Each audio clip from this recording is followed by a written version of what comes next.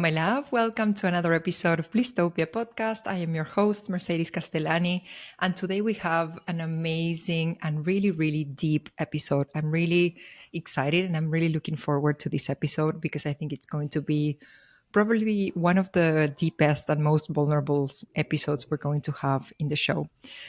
Today we have as a guest Cassie Kovacs. Cassie is a trauma-informed breathwork practitioner and a life coach. She's also the host of the Grow More Good podcast. We met last year when we did a mastermind to launch our businesses as coaches, and we've been supporting each other in the journey, watching each other grow, evolve, change. And it's been such a pleasure to see Cassie bloom in this space. So thank you so much, Cassie, for being here in Blisstopia podcast and for being open to have the sort of conversation that we're going to have today. Thank you so much. I love that intro, and I'm excited that this is going to be such a change of pace in terms of deep vulnerability, because that's my favorite place to go. Yes, me too. So before we dive into the show, I do want to give you guys a little trigger warning. So I want to be, as careful as possible. This show is going to be a very deep one. We're going to be touching on sensitive topics.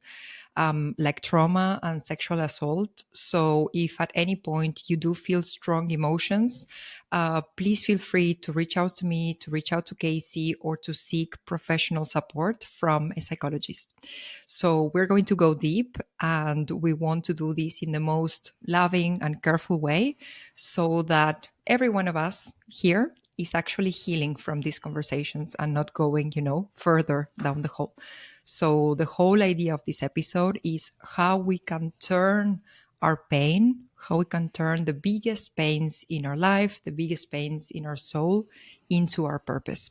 Sometimes our purpose will come from the things that we love and we're curious about, and sometimes our purpose is going to come from strong experiences that we've had in life.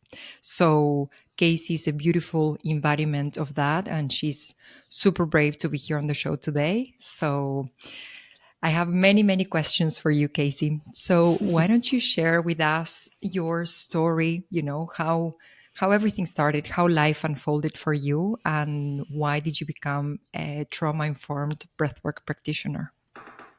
Wow. Okay. So this is a loaded question.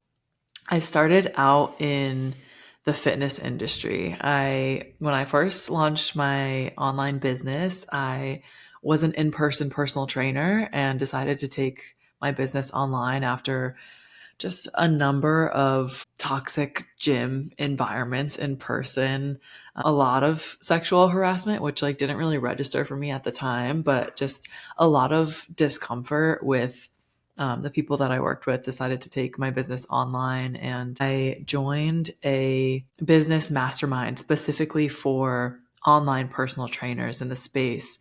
And they had an in-person retreat event for the coaches, and I wasn't able to attend in person, but I was able to join virtually. And on one of the calls, we were going deep into it was a business mentorship, but of course, as you know, life is business, and so much of the blocks that come up in our business are actually because there's something in our everyday lives that we're not able to recognize. So they were giving a number of speeches and going deeply into our whys. Why do you want to be a fitness coach? We all want to travel. We all want to help people. We all want to change our lives. That doesn't make you different than anybody else. What makes you you? What makes you stand out as a coach? And I was just circling this idea. And I was like, I don't know. I don't know what it is. And I was going one-on-one with one of the coaches, and we were talking about my blocks. And every time I would post to social media, I was fact checking what I was saying. When I was talking to my clients, I was fact checking. I wasn't trusting my own word. And fast forwarding a little bit in this conversation with him, it ended up coming out that there was a lot of comparison to my brothers, which was playing out in comparison to other coaches. And it led me to actually end up realizing my childhood trauma, which here we can get into like the really deep stuff here now. When I was somewhere around 6 to 8 years old, I was sexually assaulted a number of times by my neighbor, who was somebody that was a friend to me, somebody who babysat me, somebody I felt really safe with and trusted, and was actually abused by. And I ended up connecting with my cousin, who was the same age with me, same age as me at the time. And of course, we were so young. So I didn't fully know what was happening. I just knew that like it was probably not right. I didn't have language for what was going on. I didn't understand it. I just knew like something's not right here. And ended up sharing with her about it. And eventually it ended up getting back to my parents, where I'm not sure what the timeline of this was, but I was called into my parents' bedroom and I sat down with them. And basically, it came up as this question of like, hey, this is what we're hearing. Did this happen or did you make it up? And because of the way that I felt in my body in that moment, there was so much fear surging. This was probably my first recollection of experiencing anxiety. I didn't want to be in trouble. I thought that it would be my fault if this were to happen, if this were to be true, which of course it was true, but I thought that, I would be to blame of like, why are you doing this? Why are you doing that with him? And of course, like, I didn't know. But because of this feeling, because of what was circling in my mind, which is really, really common for a lot of victims of sexual assault, I said that I made it up. And I have learned so much about myself by knowing this, by knowing that I had lied in that moment to protect myself. This has played out in a number of ways in my life, which we can get into. And I also just want to say, I want to make this clear because with conversations like this, it can be, it's easy to look at my parents and say, well, why didn't they do something? Like, what kind of 6 to 8 year old makes that up? And, like they didn't know either. And that was also traumatic for them to be hearing and to be experiencing. So like no blame. Like my parents and I have had a number of conversations about this stuff. So yeah, no blame there. But yeah, that's kind of the gist. Yeah. Well, first of all, thank you for sharing all of this, because Of it's not course. easy. And I think for you, just the fact that you're able to put this into words, it's a major win already, to be able to be this public with such a private thing, that when we leave this kind of thing, we have, as you said, no words for it, because our brain is not able to put words to have a coherent story about something that, yeah, that can shatter ourselves. So the fact that you're, Totally. being able to put this into words, it's amazing. And so you realized that this was happening, that this happened in the past when you were a sports coach, a fitness coach. And how did you decide to go from that, from the more physical, side of things, into, okay, now I'm going to be a life coach. I'm going to be, you know, helping other people with their trauma through breath work. What was the piece that clicked when you said, okay, I think I can actually help other people now? I've been through that. I've been able to heal, and I think I can be there for other people as well. Yeah. Well, so tracing it back to that moment of realizing it on the call, what I had experienced and how significant that actually was, because this was something that was in my head, but never something that I had actually said out loud. I had confided in like a few girlfriends when I was in college who unfortunately had similar experiences, which is a common thread. But yeah, I had never really voiced it. It was something that just lived in my mind and in my subconscious, and was something that I just dismissed and hoped that it would just go away, that it Mm. wasn't impacting me, that it didn't matter, and nobody needed to know, you know? And so on that call with my coach and the 80 other people that were on that call, I recognized that I needed help and that it did matter. And that it wasn't just something that lived in the back of my mind. It was also something that was playing out and controlling a lot of my life choices and the way that I saw the world and the way that I navigated the world. Mm. So I decided to sign up for therapy. I booked my first session and it was terrifying. I did it virtually because that was seemed like the easiest step for me to take, and I did not like it one bit. My biggest fear was that I was going to get on the call and they were going to see me as my trauma, and I was so fearful of her saying, like, what brings you here today? Mm. What brings you here today? Like, you're just stepping into the doctor's office and, I'm sick. And that just didn't sit right with me. Our conversation didn't feel good. It just didn't resonate. It didn't Mm. align. And so I didn't go back to therapy, but I did hire my own life coach. Mm. And we went deep into healing this wound specifically.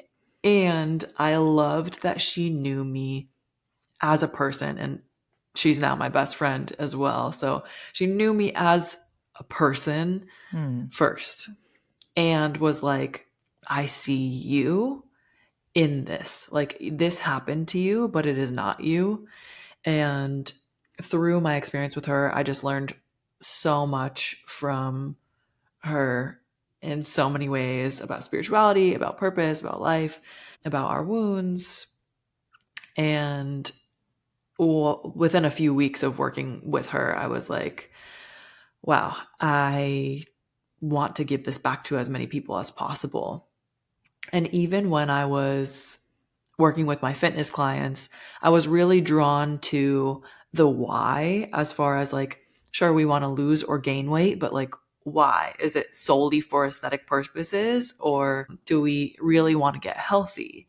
Mm. And do we want to lose weight to look a certain way?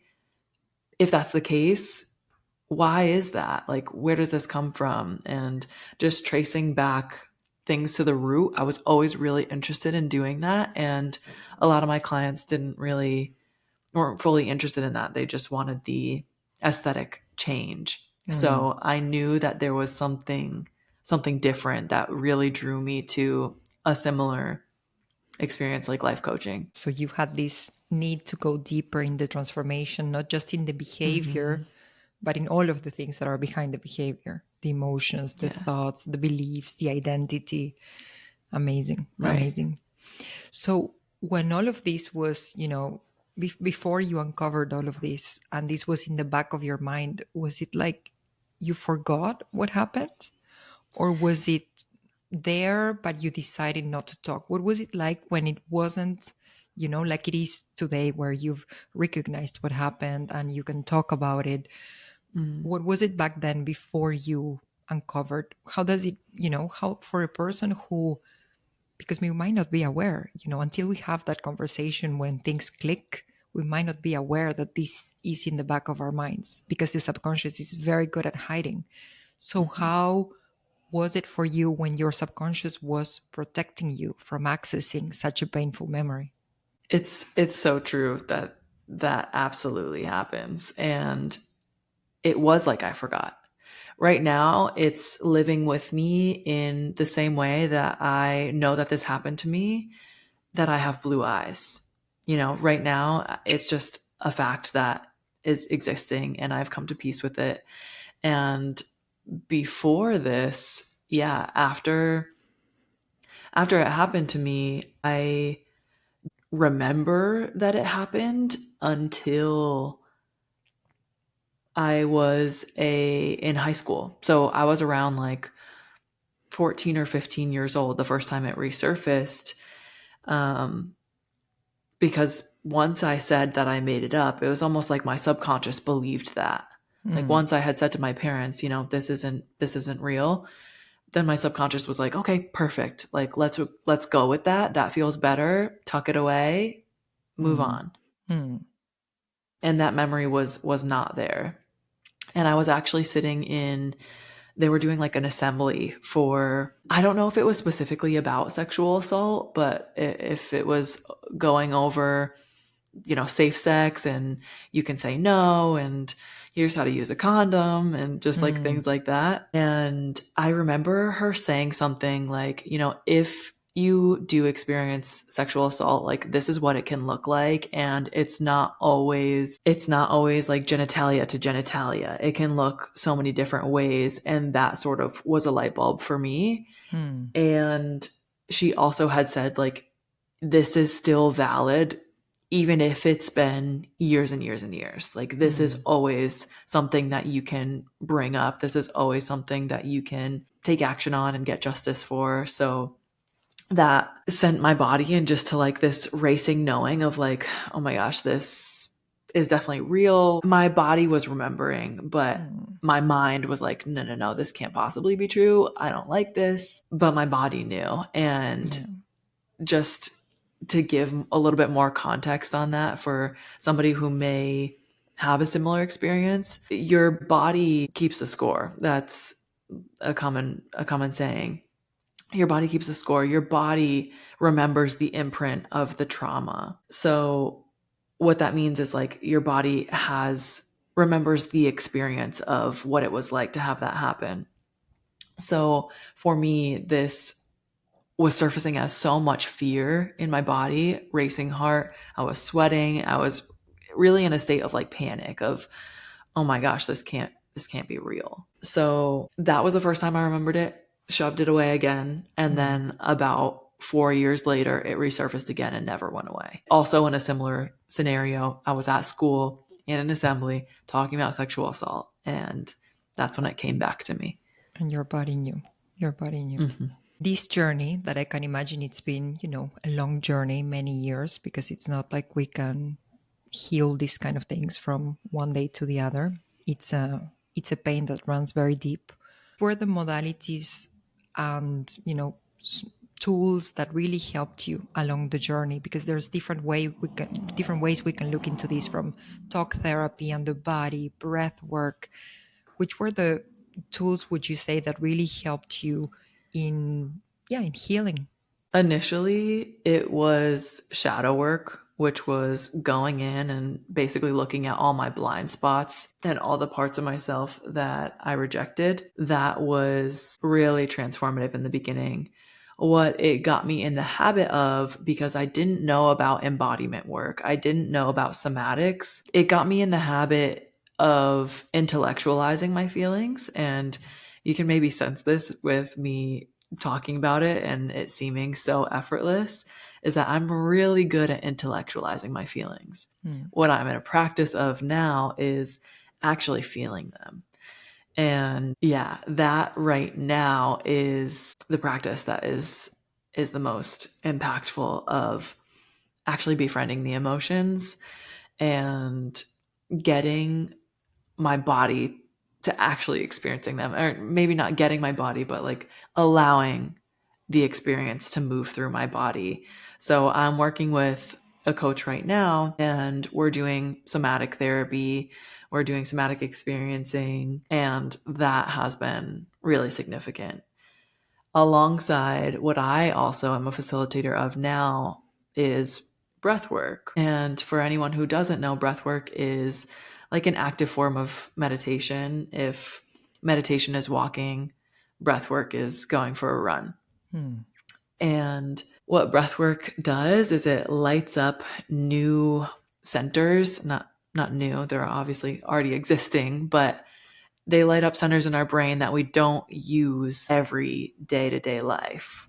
They are bringing into action different centers.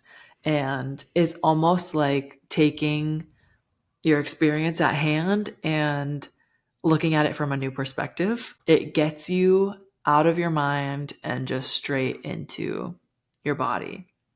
So breathwork has been a really, really cool tool, and that can sound scary, but I believe that with the right practitioner, it can be a really gentle, loving experience rather than something that's just like forceful and ripping out, Mm, ripping stuff out at the seams. yes. But with breath work, it's incredible because you can release without having to re experience. So that's something that I think is really, really powerful for somebody who is afraid to work on a past trauma that is really significant. Then with breath work, you don't necessarily have to relive it, revisit it. We can just release. So important. So Mm-hmm. I think it's interesting to look into these things from different perspectives, from talk therapy, shadow work, working with the coach, working with the psychologist, engaging the body, because as you said, the body keeps the score and the subconscious mind is the body. So that's where all the emotions are stored. And then Yeah. these other kinds of therapies that can be super helpful, like breath work, for example. That's super, super interesting. So how did you manage, and did you manage to find forgiveness in all of this? And how did you Yeah. manage to turn this pain into your purpose? Yeah. That's a great question because I know forgiveness is a huge piece. When I got off of that coaching call, when I talked about my experience for the first time, I jumped to YouTube and I searched how to heal from sexual assault trauma. And I was watching a few videos of just like people sharing their experience and how they've healed. And in every single video, people say the number one thing that you need to do in order to heal is to forgive. And that being the first time I was really sitting with what happened, I was like, there is no way that I am forgiving him for doing this to me. There is absolutely no way. I think of him and I feel disgust, and that's just not happening. So I guess I'm not healing from this. And throughout my journey, I think that faith has played a major role. I don't know if I would have been able to get here if I didn't have a belief in anything greater. That has definitely shed a lot of bit of light, Hmm. and also a new understanding of forgiveness. Because to me, growing up, I always thought that forgiveness meant that it's okay. And forgiveness doesn't make what happened okay. Forgiveness is not for the other person on the receiving end. Forgiveness is for you. Hmm. And what forgiving does is it breaks a chain that right now, if you are holding on to resentment in any way, there's a chain anchoring you to that experience in the past. And even though you think that that tether is not impacting you at all, there's tension on the line and it's impacting your experiences 100%. So what forgiveness does is it breaks that tether. Hmm. It breaks the chain of resentment that is anchoring you in that past experience so you can be free. It doesn't it doesn't mean that what they did was okay. It doesn't mean that they're off the hook for what happened. It just means that like I am no longer holding on to this. I don't want to live with resentment, so we're moving forward. So that's been that perspective shift of what forgiveness actually is has been everything for me. In a sense, because then we can let go of that story, rewrite that story. We can change our identities. We're not that person anymore. We're not that story anymore. We can let go of everything, all the emotions, the resentment, the sadness, the disgust, the anger, the hate, all of the emotions that came up. We can let go of all of that. And as you said, we do it for ourselves. We don't do it for the other person. The other person will have to deal with their own karma in this or Yeah. another lifetime. So good luck with that. Yeah. And also, it's also recognizing, and this is often really hard to do as well, but almost putting yourself in their shoes of knowing that a happy, healed, healthy individual is not making these choices. Somebody who's in a really good place is not intentionally going out of their way to hurt other people.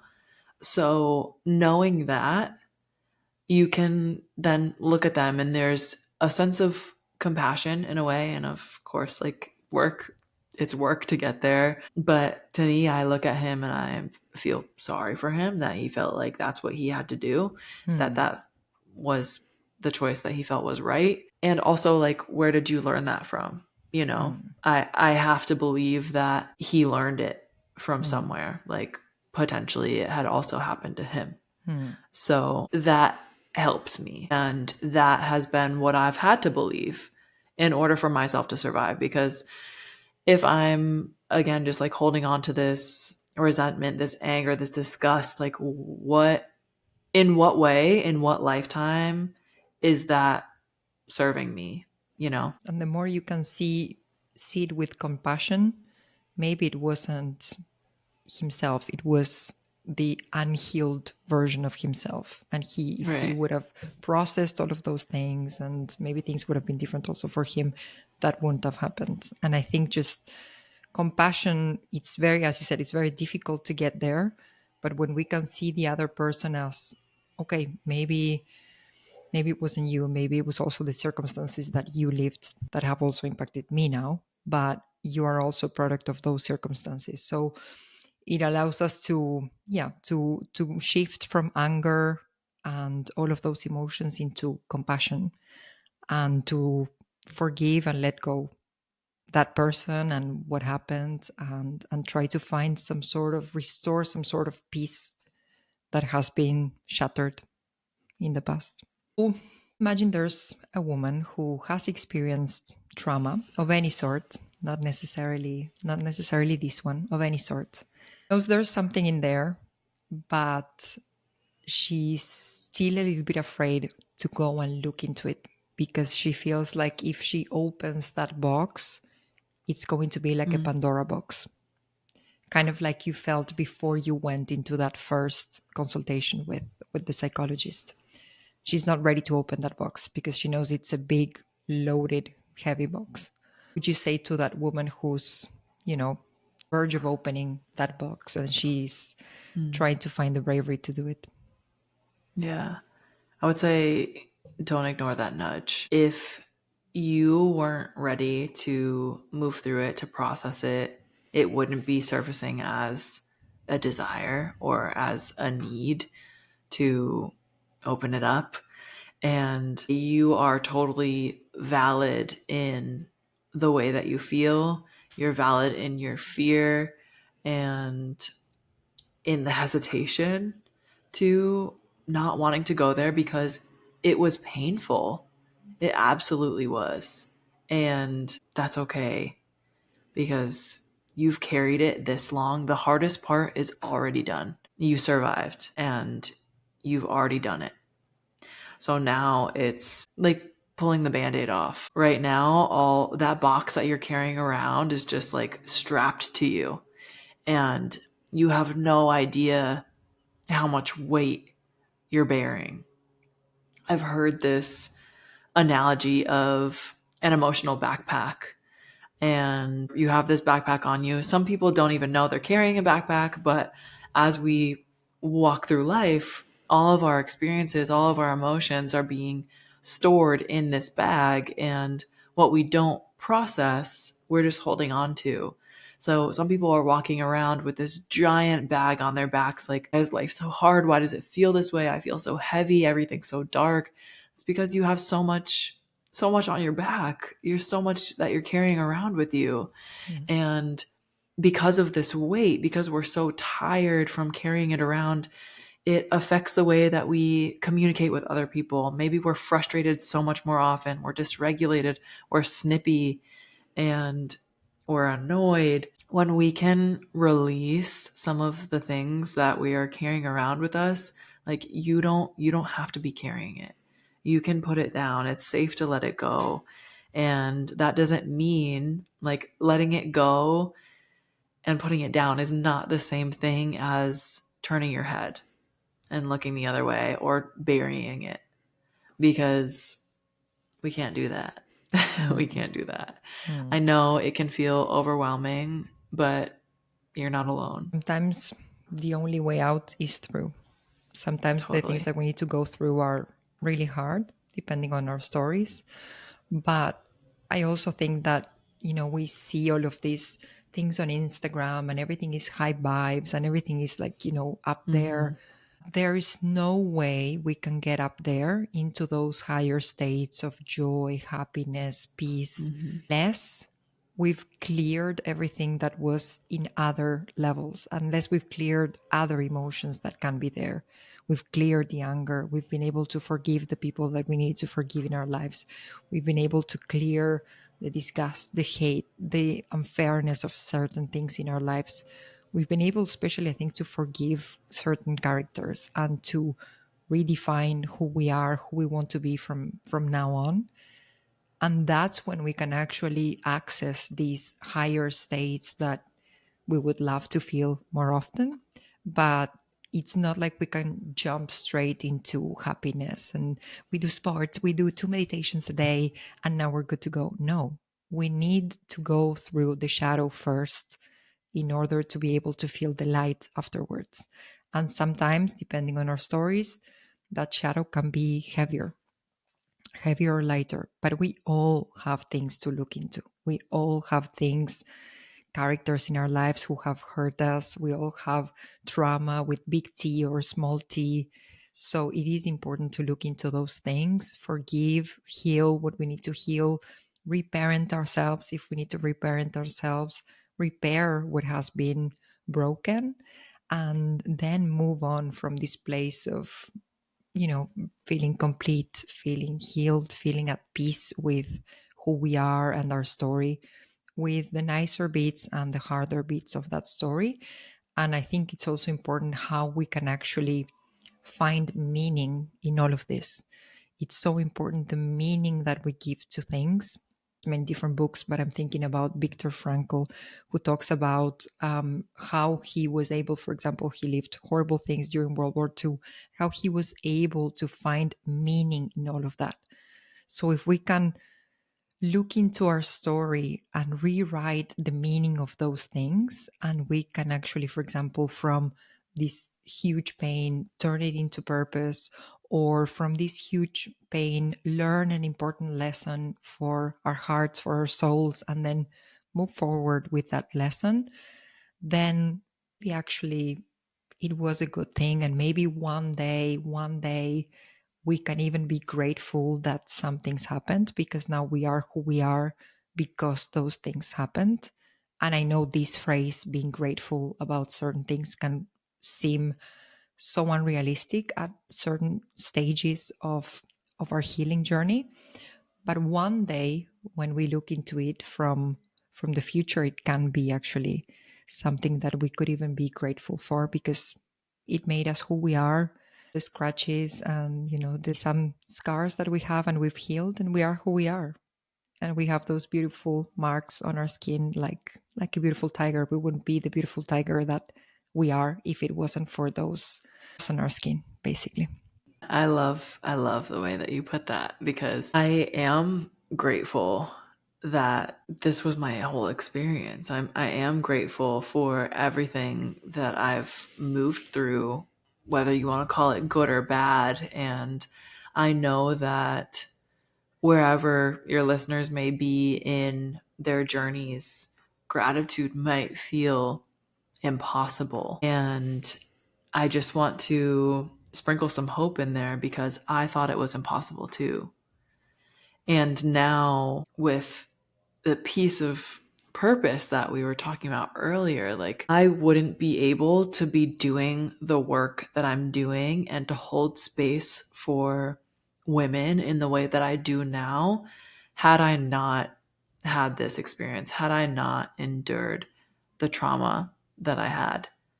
It wouldn't be the same. So even if, like, when we look at the experience alone and say, I'm grateful for this, it feels a little twisted. But if we Definitely. can look at the impact of, I would not be the same individual that I am today had this not happened to me, that's where we can see some of the Yes. gratitude. Yes. That's where we can take that pivot. Being who you are and also finding the purpose and being there for other women who have been through similar situations or other situations that are linked with pain, deep pain, and you can hold space like other coaches maybe can't because they haven't lived that kind of thing. And you can hold and you have this deep empathy and you can validate those feelings. And I think that, and it's one of your superpowers. It was hard to get that superpower. It was really hard, but it's one of your superpowers now. Thank you. Yeah, I always say that it doesn't matter what your experience was, vulnerability will recognize vulnerability. So maybe you're listening to this right now and you haven't experienced sexual assault, but you can feel me because you've also experienced something hard or painful or tragic. Mm. And that part of you recognizes that same part in me. And that is what connects us when we talk about it. That's Mm. what connects us when we can allow it to connect us. Otherwise, the wounded side of that is isolation. And that's when healing becomes really lonely, is when we keep it to ourselves and we think that we have to do it alone. But even having conversations like this can be so life changing for other people and Yeah. yourself. Yes. Yes. And I'm curious about breath work. Of course, we follow each other on Instagram. And I remember that at some point you said that the that missing piece in the journey was breath work. So, what did you find in breath work? What was that missing piece in your journey? And then, how do you also use breath work to support clients through their pain, their trauma? Yeah, for me, I would have died on the hill that was we could just talk about our experiences and we could just talk about them and talk about them and move through them and we would heal that way and we would be good. And I think that that is a major piece of the puzzle, is being able to talk about and work through it in that way. But like I had said previously, that just led to me intellectualizing so much and being so heady rather than actually feeling, which is why we're in this human experience, is to feel. And what breathwork has allowed is for this energy to move in my body in ways that I didn't even know that it could. I didn't know what was still there. One experience that I had was during my practitioner training. We were doing a group breath journey and I released deep pain from my womb that I thought was taken care of, that I thought was healed, that I thought was good. And I can't explain it other than it was deep pain from my womb. It didn't like hurt to release, but I know that like from the sounds coming out of me and the way that my body was moving, it was just this energy release. And without that, like the lightness that I felt afterwards, sometimes that's what it is in breath work. And what I meant when I said earlier, like you don't have to relive it, there was more of the trauma, there was more of that memory in my body, but I wasn't having like flashbacks while I was releasing. Hmm. It was just a knowing like this is what this is. And that's what breath work has been able to do for me and for so many of my clients, Sometimes it does come alongside of visuals and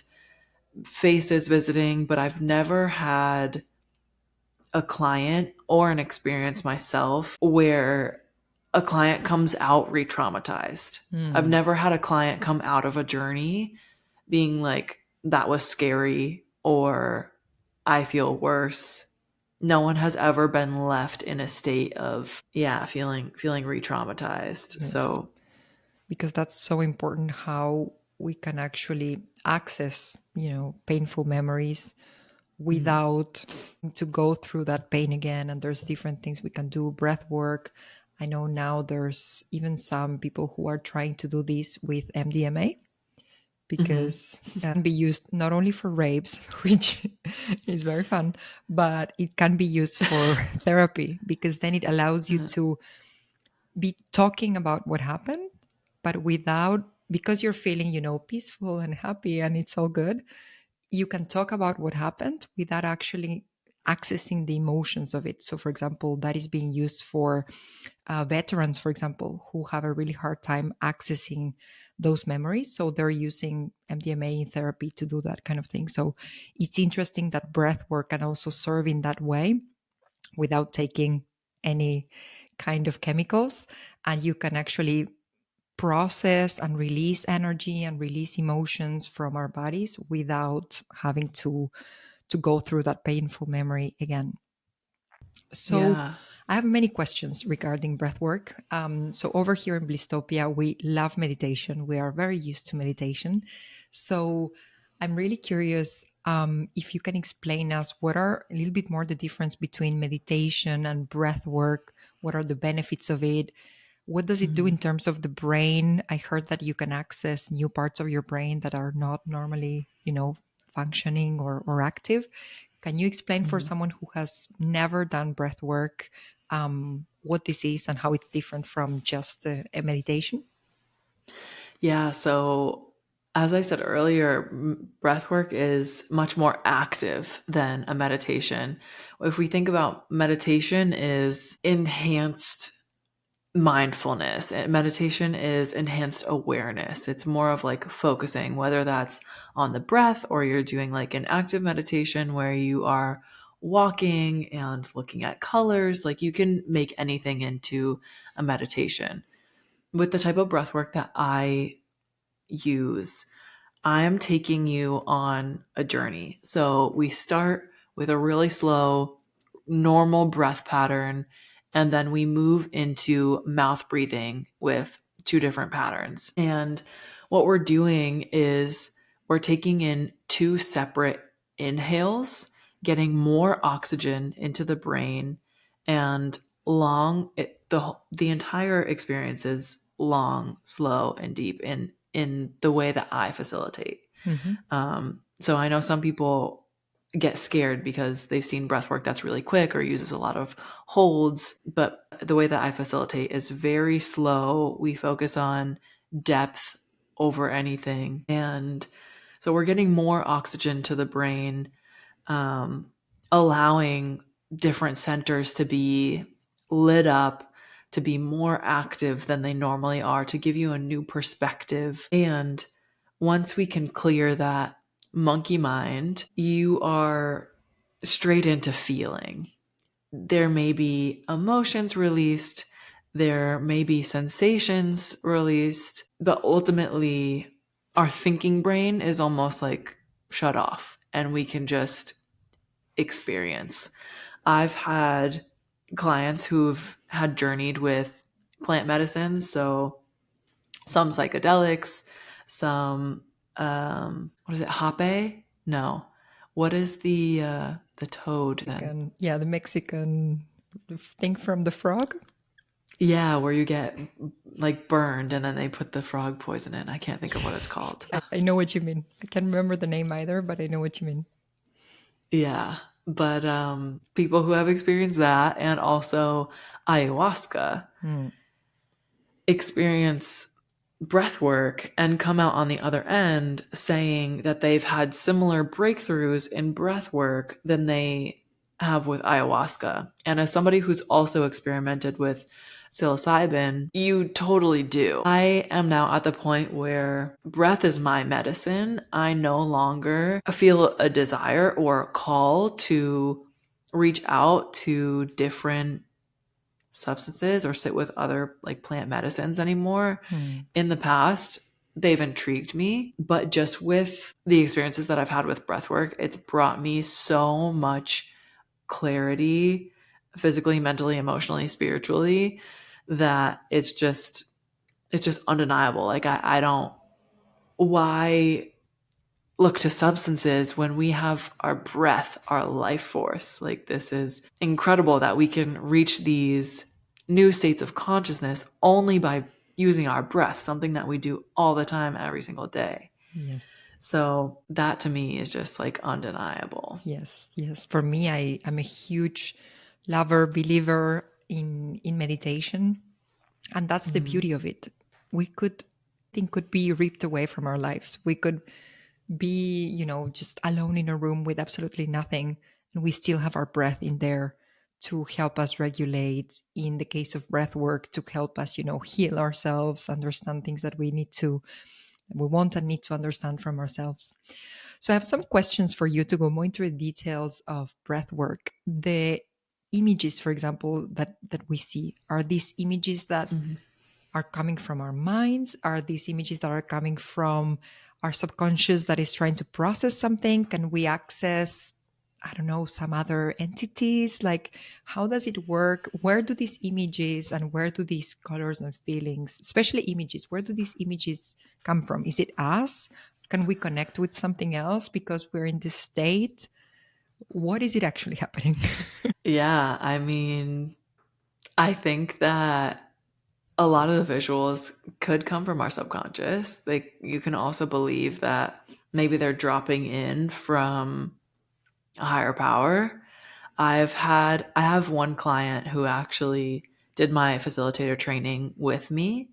So she's also a practitioner, and in both her journeys that she experiences personally and in her facilitations, she has a gift of calling in like ancestors. So while she's facilitating, while she's breathing, different people will drop in, and it's just undeniable. I literally was talking to her this morning, and she said that somebody had a past dog drop in and Oh, say their, yeah, it's so sweet, and say their goodbyes, and also gave instruction to build an altar for the dog. really?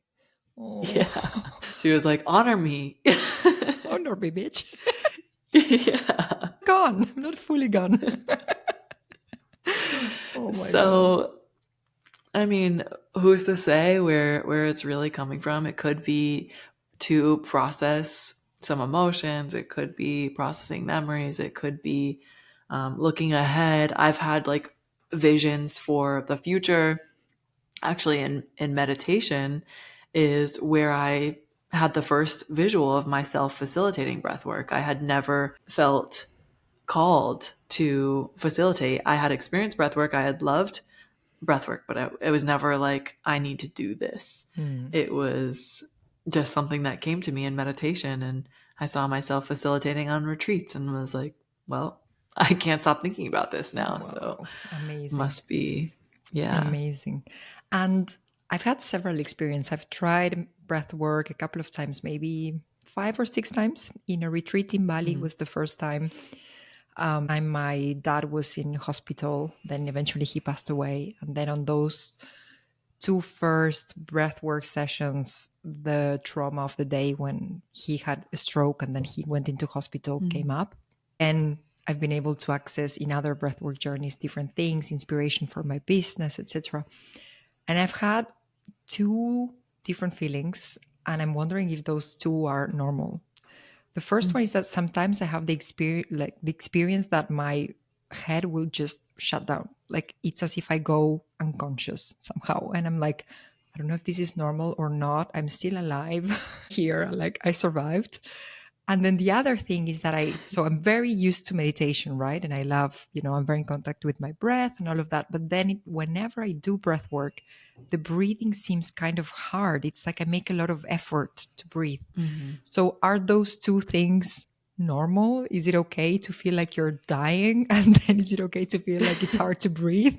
Yeah, I have had similar experiences where, especially if you're self-led on breath work, I almost like forget the pattern, like I forget what I'm supposed to be doing, and it's definitely a challenge to keep going. There's a specific pattern in breath work that's two inhales. One is in the belly, the next is in the chest, and then you exhale.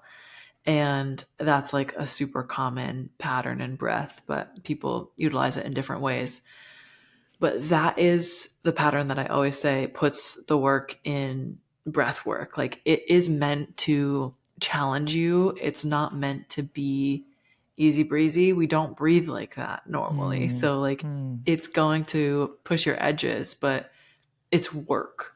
So, yes, it's normal for it to be challenging.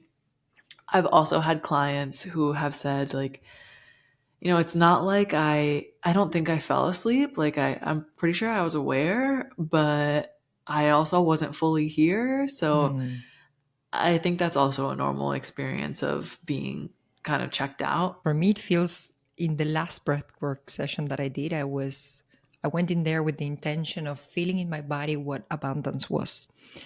And then Mm. what came up during that breath work, which was beautiful, it's kind of like my mind went off. I literally, I died, died, and I was in space, and I was all and nothing all at the same time.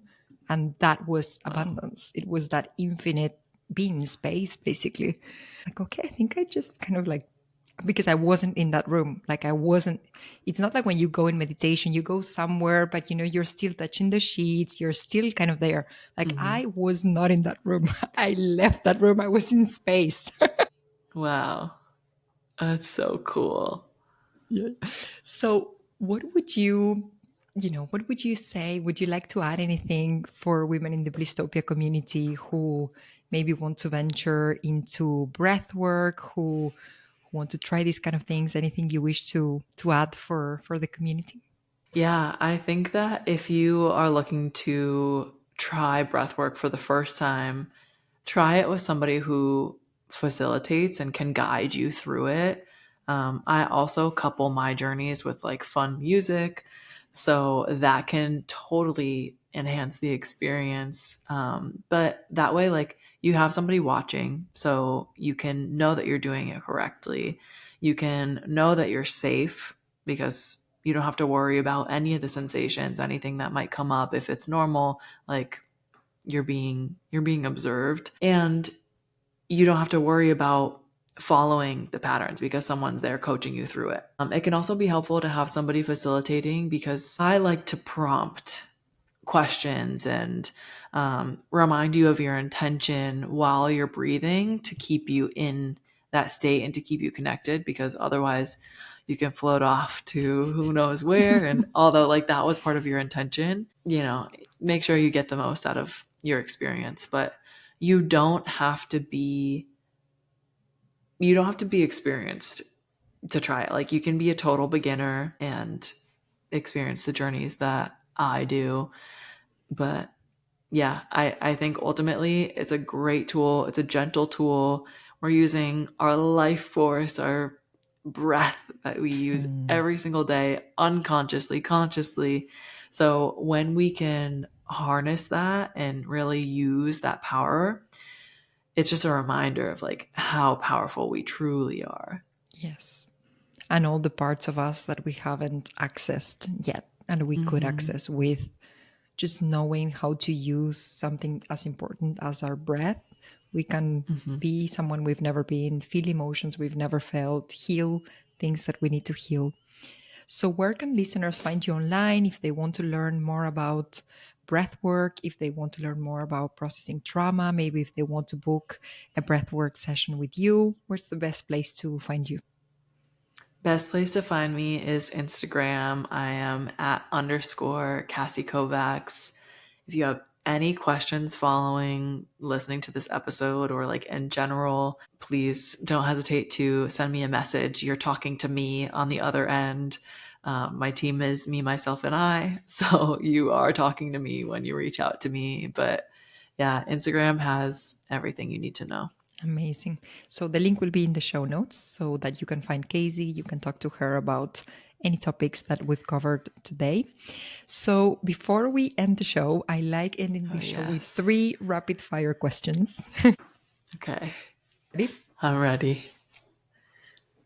So when was the last time you felt bliss? I think when I was on the retreat in September, I was on a, is this supposed to be one word or No, can it be story? it can be story. Okay. Okay, perfect. I was on a retreat hosted by my first life coach and my current best friend. She facilitated, it's called the Devotion Retreats. If you're interested in retreats, definitely check them out. It was incredible. We went to Malibu and surrounded by just incredible women and had just days of pure bliss. Beautiful, so beautiful. Retreats Yeah. are so powerful. Question: can you think of one idea that fundamentally changed your life? I think to loop back into what we talked about all day today is that like trauma really does impact everything about your world.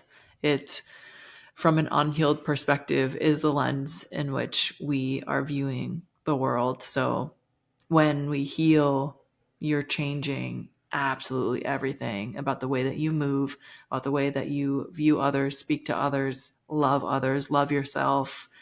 Everything changes. And so important to work on that. Not easy, but important. And the last one: if you could choose one rule that everybody in the world needs to obey, what would it be? Everyone has to heal their trauma. I love it. Yeah, everyone has to go on a healing journey. Yes, the world would be a better place.